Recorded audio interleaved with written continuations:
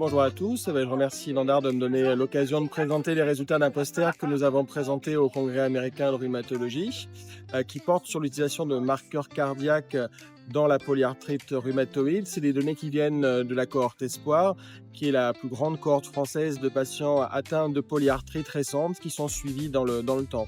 Et donc, comme vous le savez, l'atteinte cardiovasculaire, le risque cardiovasculaire est très important chez les patients qui ont une polyarthrite rhumatoïde. Il est plus important que dans la population générale.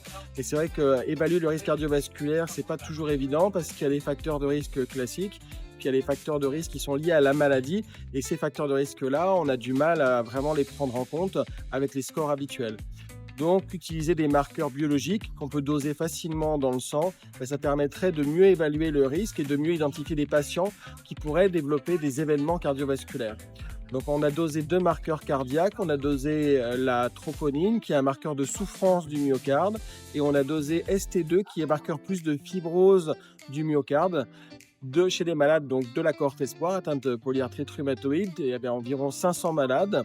Et donc, on a des résultats assez intéressants, puisque les patients qui ont des taux plus élevés de ces marqueurs ont souvent plus de facteurs de risque classiques cardiovasculaires. Et puis surtout, les 2 marqueurs, l'un et l'autre, que ce soit ST2 ou la troponine, ce sont des marqueurs qui sont prédictifs de la survenue d'accidents cardiovasculaires dans le temps. Lorsqu'on les dose à l'inclusion, leurs valeurs élevées prédisent la survenue d'un accident cardiovasculaire, que ce soit un infarctus du myocarde, un accident vasculaire cérébral ou un décès d'origine cardiovasculaire. Et la force aussi du travail, c'est finalement qu'on associe les 2 marqueurs, la troponine et ST2 ensemble, leur valeur est encore plus forte pour prédire la survenue d'un accident cardiovasculaire. Donc au total, c'est vraiment intéressant parce qu'on pourrait ajouter à l'évaluation classique des marqueurs biologiques facilement dosables dans le sang pour stratifier les patients en fonction de ces marqueurs pour le risque cardiovasculaire.